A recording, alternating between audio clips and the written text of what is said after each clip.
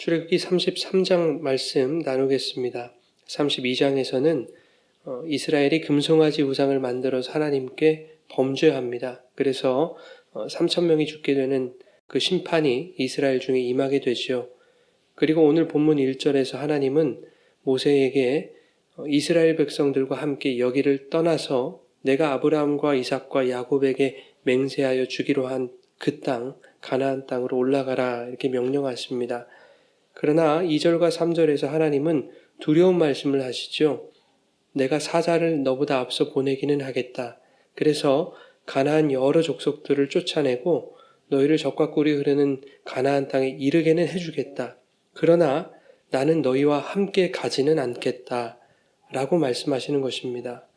이 말씀에 백성들이 슬퍼했습니다. 4절 말씀에 보니까 그들이 슬퍼하여 한 사람도 자기 몸을 단장하지 않았다라고 말씀하고 있습니다. 여러분, 이스라엘 백성이 왜 슬퍼했을까요? 그들은 자신들의 안위를 위해서 그리고 자신들의 목적을 위해서 우상 만드는 것도 주저하지 않았던 자들 아닙니까? 그런 자들이 사자들을 보내셔서 가나안 족속들을 쫓아내시고 그 땅에 너희들 들어가게 해주겠다라고 말씀하시는데 젖과 꿀이 흐르는 땅에 들어가는 것이 보장되고 있는데 왜 슬퍼했을까 하는 것입니다. 이미 그들은 32장에서 하나님이 함께 하시지 않는 것이 얼마나 끔찍하고 무서운 일인지를 경험했기 때문입니다. 자신들의 소견에 좋을 대로, 자신들이 바라는 대로, 자신들의 목적대로 우상도 만들고 그 우상 앞에 제단도 쌓고 우상 앞에 앉아서 먹고 마시고 뛰어놀며 그렇게 축제도 벌여봤지만 하나님이 함께 하시지 않는 그 모든 것들의 결과는, 그 결말은 심판으로 돌아온다라는 것을 그들이 이미 경험했기 때문입니다. 여러분, 성도에게 있어서 가장 두려운 일은 나의 목적을 이루지 못하는 것이 아닙니다. 내가 성공하지 못하는 것도 아닙니다. 성도에게 가장 두려운 것은 하나님이 나와 함께 하시지 않는 것입니다.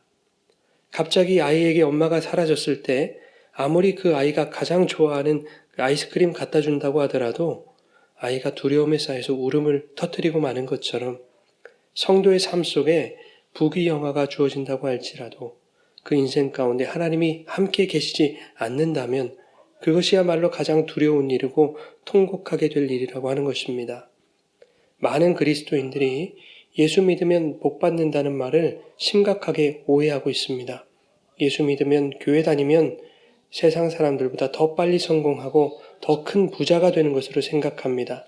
비단 물질적인 것뿐만이 아니죠. 건강이나 명예, 인기, 세상적 가치들을 복으로 여기는 사람들이 참으로 많습니다. 그러나 진정한 복은 내가 실패를 하더라도, 내가 넘어지더라도, 나에게 질병이 찾아오고 내가 가난하더라도 그러한 나의 삶 속에 하나님이 함께 하시는 것입니다. 그것이 임마누엘이지요. 내가 원하고 소망했던 모든 것들이 주어진다고 해도 그 삶 속에 하나님이 함께 하시지 않는다면 그 사람은 오늘 본문의 이스라엘 백성처럼 슬퍼해야 될 자라는 것을 기억하시기 바랍니다.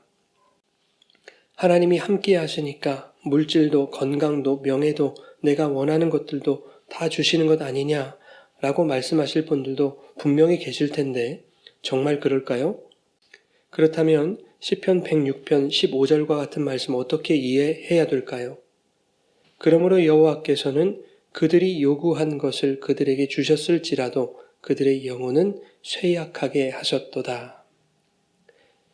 이스라엘이 광야에서 고기 먹고 싶다고 그렇게 불평했을 때 하나님 그들에게 메추라기를 주셨다는 겁니다. 그러나 그들의 목적이 달성되었다고 해서 그것이 결코 이스라엘에게 유익이 될 수 없었다는 것입니다. 오히려 그들의 영혼은 쇠약하게 하셨기 때문입니다.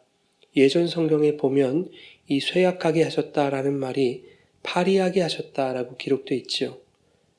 여러분, 오늘날 교회 안에 예수 믿는 신앙 앞세워서 부와 명예, 성공과 출세, 무병과 장수를 추구하며 자신의 영혼이 파리하고 쇠약해져 가는 것을 전혀 인식하지 못한 채 하나님이 함께 하시지 않는 그 종교 생활만을 제법 열성적으로 잘하고 있는 그런 사람들이 참으로 많이 있습니다. 하나님께서 오늘 우리에게 내가 너희들에게 이 세상에서의 삶을 젖과 꿀이 흐르는 풍족한 삶이 되게 해주겠다. 그러나 내가 너와는 함께하지 않겠다.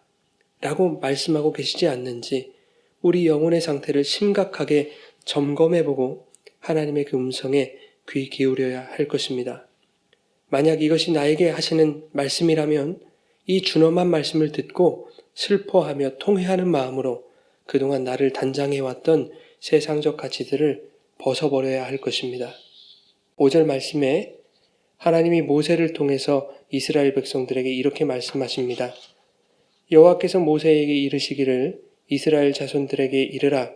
너희는 목이 곧은 백성인즉 내가 한순간이라도 너희 가운데 이르면 너희를 진멸하리니 너희는 장신구를 떼어내라. 그리하면 내가 너희에게 어떻게 할 것인지를 정하겠노라 하셨음이라. 출애굽을 할 때 하나님은 이스라엘 백성에게 은혜를 주셔서 애굽 사람들로부터 은금과 폐물들을 취하게 하셨습니다. 이것이 출애굽기 12장에 나와 있죠. 그런데 하나님은 그 은금과 폐물을 왜 취하게 하셨을까? 그것은 25장에서 성막을 만들기 위한 예물로 바치게 하시려는 것이었습니다.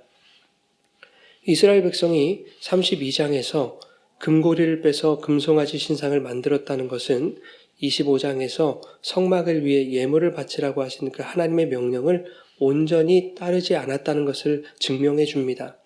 또한 방금 읽은 5절 말씀을 보면 금송아지 우상을 만든 죄로 인해서 3,000명이 죽는 그 참혹한 심판을 지켜본 후에도 여전히 이스라엘 백성이 장신구를 가지고 있었다는 것입니다.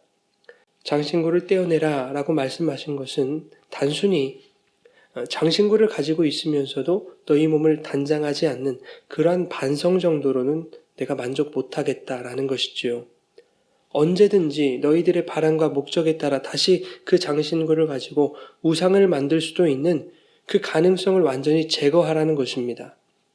그래서 이 떼어내라 라는 말씀은 너희에게서 영원히 그것을 제거해라 라는 뜻인 것이죠.